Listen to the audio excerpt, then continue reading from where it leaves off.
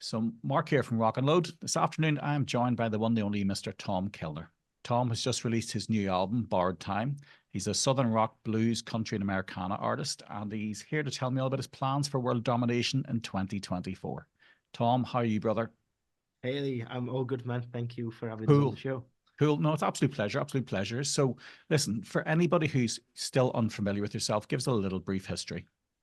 Well, I'm a southern rock Americana artist, I'd say, a singer-songwriter, Yeah.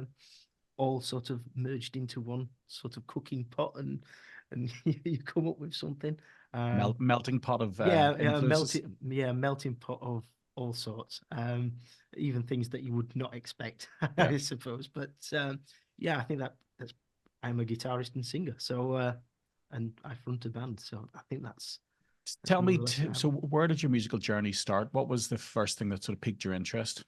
I mean, I've had music all my life through my parents and my grandparents. They've sort of planted that seed of, I think unintentionally planted that seed of musicality into me. My dad has been playing with bands for years, and he played bass. So I suppose that's where I picked up wanting to play. Yeah, and Um, I mean, the earliest memories I've got of being in the back playing uh, Beatles records yeah, or something like that. So yeah, that's pretty much where I've come from with musicality being sort of inspiring me, I suppose. yeah. And was the guitar the first instrument you picked up? Um, yes, I think it was. I've always had a guitar. I mean, I had like a half-size classical guitar when I was about six or something. I never really took to it, to be fair. Yeah. Um, I remember maybe Dad telling me that I think originally I wanted to be a bass player. So I wanted bass, but he says if you're going to learn bass, you might as well learn guitar first. Yeah. Um, He lured you into a false sense of security there, so he did. yeah. So yeah, I mean, it wasn't until I was sort of about 10 year old I got me first electric guitar, Yeah. and then since that, I've not put it down since. It was like that light bulb moment where I went, "This is really what I want to do." Yeah.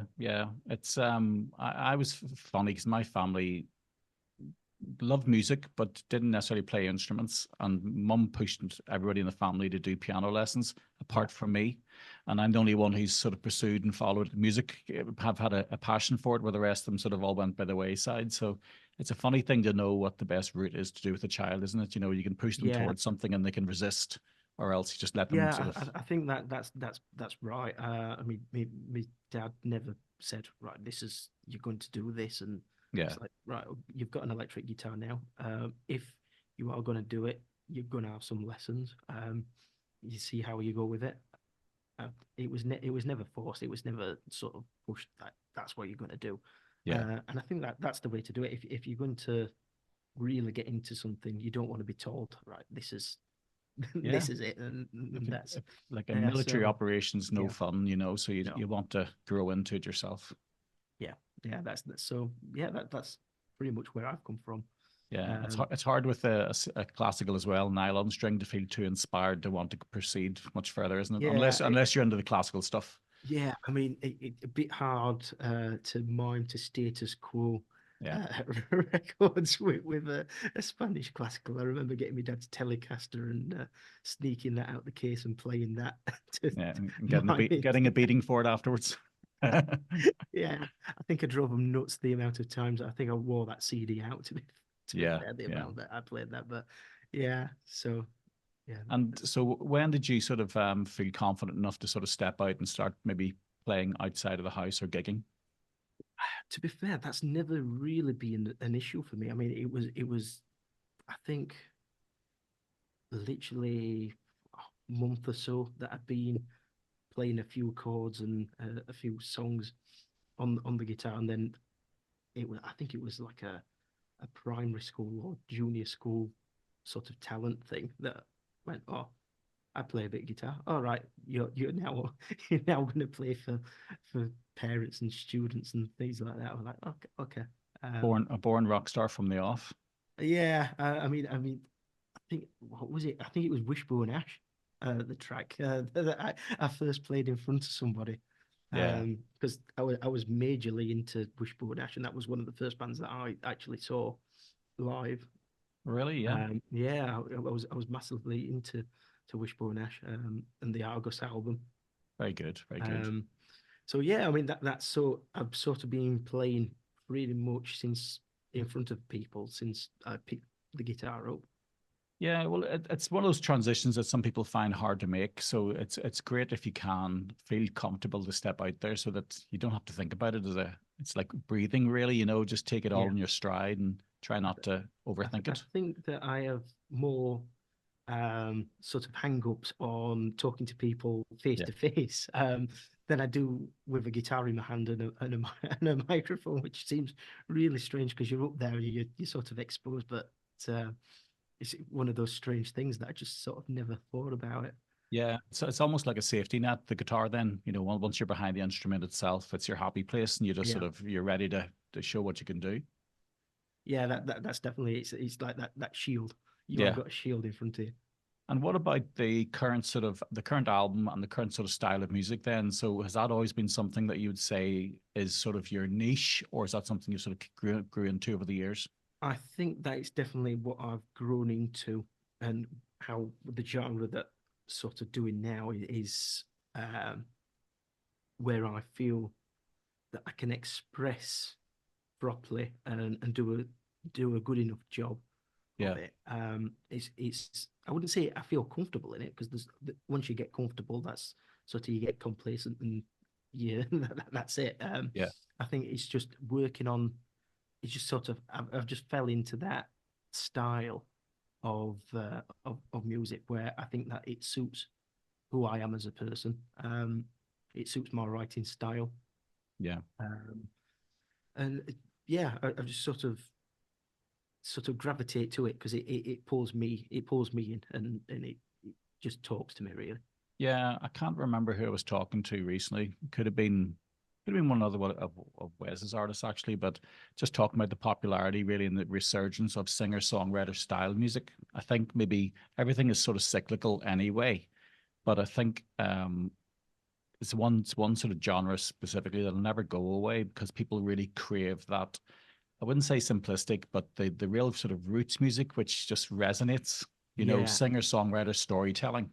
yeah. I mean, to be fair, I had a think about this the other day, and with the amount of time that's sort of over processed, over commercialized. I mean, music's always been commercialized from Yeah, way back in the 40s, but with what we've had for the last 30 years now, um, I think people are craving something that's real, yeah, um, and it's raw, and it doesn't have to be polished, or it doesn't have to be sort of over processed.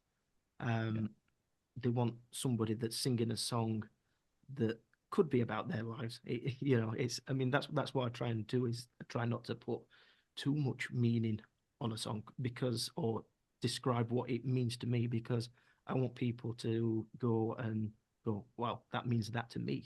That's yeah, that's my meaning of that song. Um, I mean, of course, it has meaning to me because some of these songs are personal to me. But if it helps people along when they're having a difficult time, or they want to have a good time, or something like that, it's all part of it. Where if I've made somebody feel something, or something like that, then I've done all right. yeah, yeah. Because it's funny. This morning, actually, I reviewed an album for a local artist, an Irish guy called Ben Glubber. I'm not sure if you've ever came across him. He does tour across the UK as well, and he's like a singer-songwriter Americana as well. And again, it just sort of reminded me of the beauty of that style of music, and the fact that it can absolutely resonate, and just you can lose yourself in a good album like that. It's total Yeah, escapism, from the rush and the pace of the daily grind that we all face every single day now. And when you shut yourself off and put on an album like that, it's totally engrossing, yeah, you know. it is. It's that escapism. Mm, You want people to have that 40 minutes of just shutting the like you said, the outside world off, and yeah, it's just you there, just just having a moment. Absolutely, absolutely. And do you listen, or have you ever watched any of Rick Beato's videos on YouTube? Yeah, I Yeah. do. Yeah, And when you listen to Rick and he would talk about, for example, the charts and the Spotify things that he always talks about, and then he does like country Americana, and all of a sudden it stops him in his tracks about the quality of musicianship, songwriting, and the production as well that yeah, comes with all of these things. It's a real different art form that yeah. is lost in a lot of modern music, isn't it? Um, I mean, I think it's. I mean, I know the audience for country and Americana is growing quite Yeah, a lot at the minute, but it's definitely, I think, a misunderstood genre of music. I know you yeah, get a lot of jokes about yeah, something about record collections and country, and it's a load of rubbish, really. But apparently, I mean, it gets overlooked, and the musicianship on the records that I've listened to, it's just outstanding, and the people that's played on it, they are. It's a simple music, but you scratch under the surface, yeah. it's not that simple. if No, if that makes sense. it takes Yeah, musicians of a certain class to pull it off to make it sound simple. yeah, definitely. That's it. Because what you sort of hear, like, even in the album I was listening to earlier, it's the spaces in between that are like these subtle nuances throughout the song. A very very subtle piece of guitar, swelling in or something like that. There, where instead of like a big chord constantly battering in the background, Definitely. It's multi-layered. yeah, it's the notes that you leave out that Yeah, make the biggest impact, and I sort of stuck to that. Try to yeah. stick, or at least try to stick to that sort of philosophy for quite a while now. Yeah, and it's probably it's a discipline all in itself, isn't it? Really, maybe as a musician, I'm sure you have to sort of sit back and think about how you've approached things in the past, and then if you want to go down that route, then you probably need to almost like retrain yourself and really Oh, be definitely. conscious. Yeah, yeah. I mean, I've been super conscious on this record about doing that. It's like it's so easy to go down the overindulgent route and Yeah, have quite lengthy solo breaks or something like that. But it is learning to say something within a short amount of time. yeah, And I think if it's not worth saying, don't say it. yeah, yeah, That's yeah, that, and that's the kind of thing that sort of brought through with me, I think.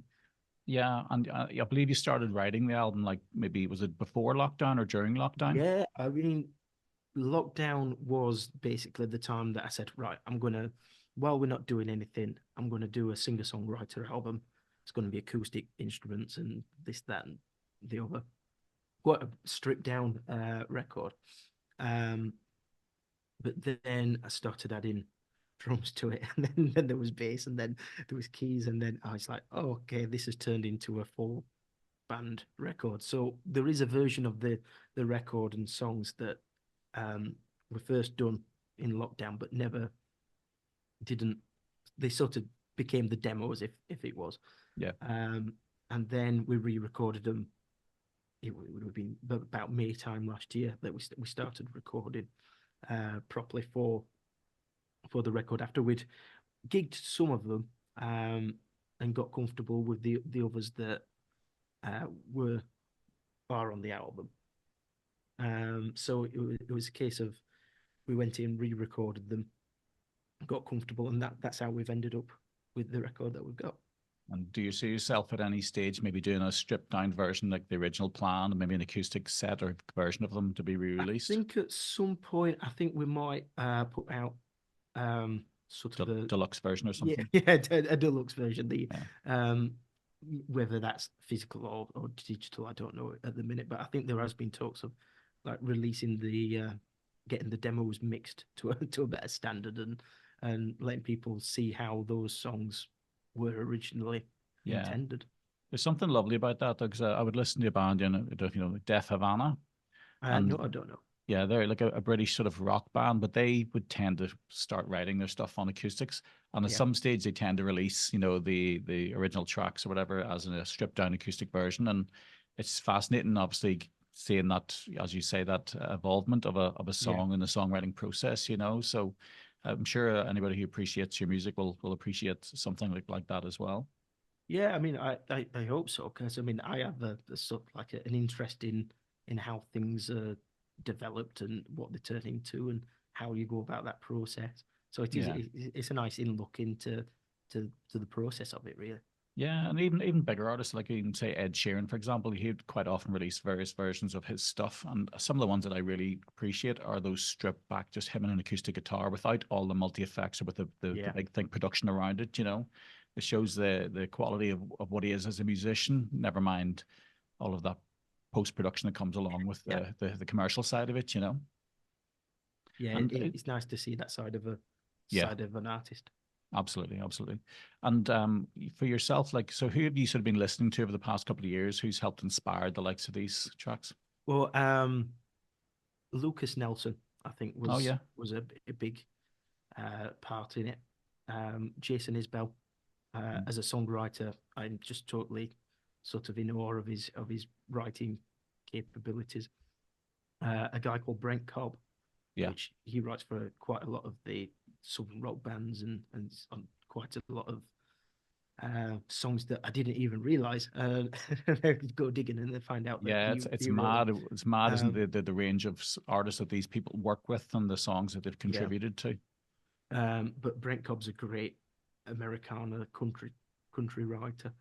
I mean, Chris Stapleton was mainly the guy that got me into sort of the country and Americana properly. I mean, the Traveller album was constantly on.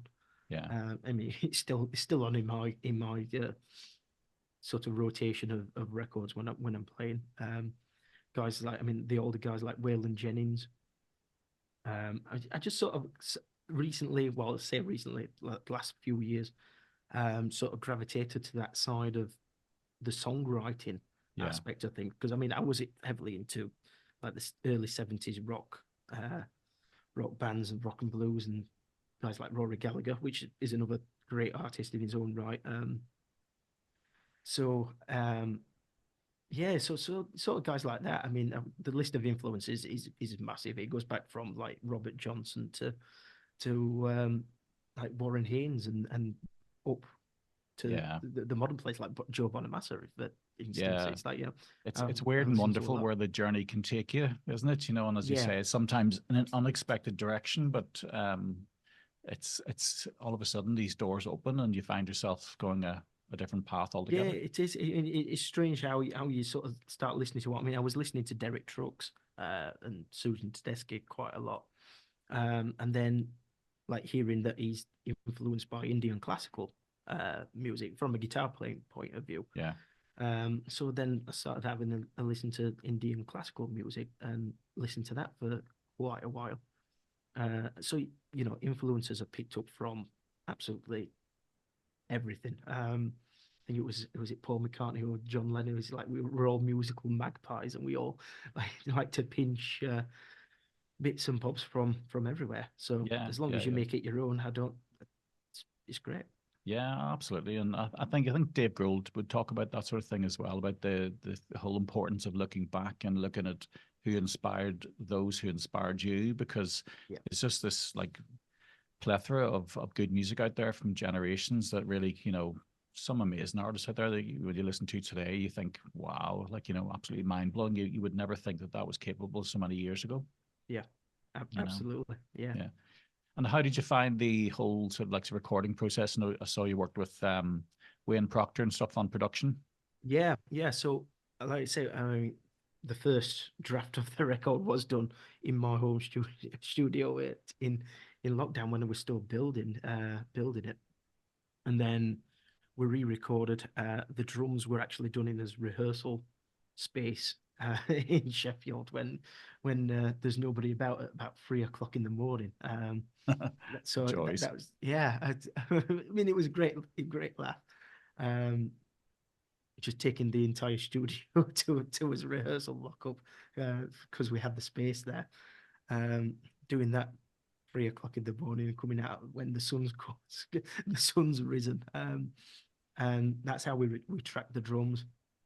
All the other stuff was recorded at like his home studios and bits and bobs, and people played remotely and things like that. But then we took it down to Wayne and said, well, what can you do with this? And what we've ended up with is him tweaking some of the songs, because like we've had the restraints of the time that you've got on vinyl. So when you're mixing for vinyl, the quality degrades the longer that you've got on the side. So it was a case of, okay, you've got about 22 minutes is the sweet spot on the record. Anything more than that, you start losing bass and you start sounding a little bit weird. So that was a learning curve. So there were bits that were chopped out because they weren't necessary. And I've said on like previous interviews, it's like handing your baby over to somebody and trusting them to do it. But it's great. I've got no problems with people coming up with ideas and how things might sound and them having an input on it, because at the end of the day, it's another pair of ears that well capable ears that have made these changes, and it's turned out just wonderfully, I think. Yeah, it's all about trusting the process, really, and obviously having faith in those, as you say, who know how to do the job, and just hopefully letting them do their thing so that it can shine in the end. Yeah. I mean, I think Wayne's definitely brought the best out of it, sort of performance-wise and sonically. It's I'm just really happy with how it's turned out. That's good. That's good, because obviously, you know, it's well, once it's done, it's out there for everybody to see, and you know, you're forever judged on it, you know. But all these things are always like a snapshot in time anyway of where you were at that time as a musician and as an artist, you know. And it's like, look, John Mayer looking back on his catalog, you know, I'm sure he's proud of it, most of it, but I think there's always one or two things in there that even he would sort of wish weren't there, you know. It's just one of those things. Yeah, I think as an artist, that's always going to be the case. Yeah. And to be fair, it's for people to get out of it what they want to get out of it. If they enjoy it, then hey, absolutely, that's great. I mean, you're always going to be really self-critical of things and go, oh, I wish I would have done things differently here or something like that. But like you say, it's a snapshot in that specific time period where that's it. It's on record now. So yeah, absolutely, so that's where you're at with it. And sometimes, as you said yourself, like you leave the songs up to interpretation, and people will just like run away with it. You know, their interpretation of a song or even the album as a whole could just be so different to where you were. But you know, that's just part of the joy and the journey, isn't it? It's like social media. Yeah. I mean, it's at the end of the day, it's a piece of art, and people will pick out what they need or what they get out of it, and that's great. That's what it's there for. And songs are growers as well. Like I've had many an album over the years where I could pick up an album and I'd flick past a song because it just wouldn't resonate with me. But like maybe 20 years later, all of a sudden something's happened and that song just pulls you in and you finally get it, you know? Yeah. I mean, I was the same with an artist, Tom Petty. I was growing up and I was really not into it. And then something just sort of clicked. I went, wow, this is really good.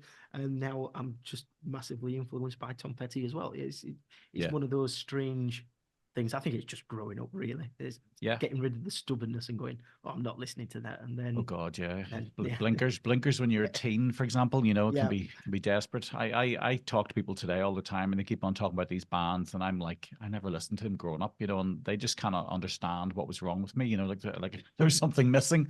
And but you know, I had serious blinkers when I was younger about what it was, but now like listen to everything, happy to listen to everything, because I think some of the best gigs I've ever been to as well are probably sort of country artists, you know.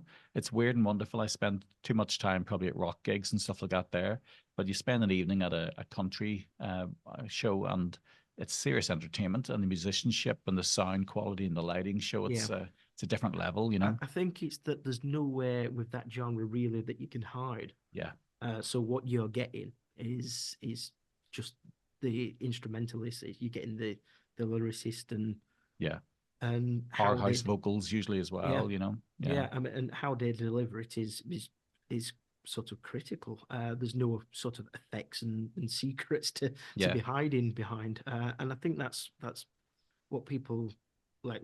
Going back to his previous question, was like, I think people are turning onto it because it is that raw format of somebody with a guitar singing a song to you.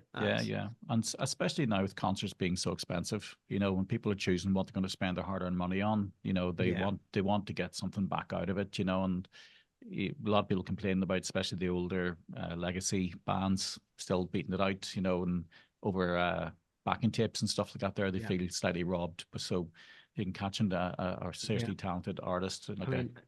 I think with that, it's a case of, they are in sort of the legacy bands are in it for the money, really. Yeah, the payday. You've got probably a massive corporation behind you saying you have got to do this until you drop. Yeah. And that's unfortunate. Probably well on stage too. Yeah. It's happened, hasn't it? So it's that's the sad side of the industry, really. Yeah. And how do you find it? Like, obviously, just talking about the industry, how do you find your own relationship with it? Have you made peace with it? Do you sort of understand it better now after a number of years? Yeah. After some sort of bad record deals and things that I was naive to sign and give up, that there are some real sort of tyrants out there that really want you for everything that you've got, and they're never.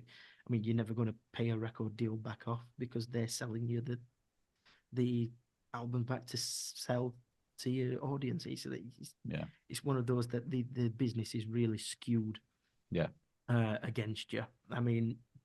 That's it. It's a business. They're trying to make money out of your product at the end of the day. But it's just learning to come to terms with that it's not all Rolls Royces and 5-star hotels and chucking TVs out of windows. It's slogging a lot of work into touring, building your fan base up, and building those relationships up with your fan base. And they will support you. And I think the main thing these days in the industry is that we're not all trying to be millionaires and, like I say, with the perceived expectations of being a rock star. It's your bills are paid, you can eat, and you can enjoy yourself doing what you love. And then once that becomes sustainable, I think for a lot of people that you've made it then. Yeah, I think it's very true. I think people need to manage their expectations about what success is in the music industry today, and if you can literally pay a mortgage by playing music, then you are successful, I think that's right. Yeah, because most musicians obviously will get in massive debt, trying to make their career work for them, It'd be so easy to fall into that trap. So if you can get the balance right somehow where you can actually literally make a living, tour the country, and it's going to be up and down like a roller coaster, as you say yourself. You'll be in some venues where there'll be lots of people, there'll be some venues with very few people. That's just the nature of the industry and the business, and you've got to really want to do it, and live and breathe it, really, don't you? You've got to be incredibly stupid, whichever one you want to go with. But head in the sand, play ahead. Yeah, if you're enjoying it, still a lot of people go, "Oh, you've not got a proper job." One of the songs on the record was "The Heart of Gold," and that was about the sort of crap time that we had with the label, and they want you to give, and you don't really get anything back. But you just keep on going, because music is sort of a way of life. It's not just a hobby or people telling you to get a proper job or anything like that. You've just got to just keep on sort of plowing your own path, and as long as you're still happy with it, then you're doing all right. Yeah, absolutely. Keep yourself sane. It's probably the biggest thing. And what have you got lined up then for 2024?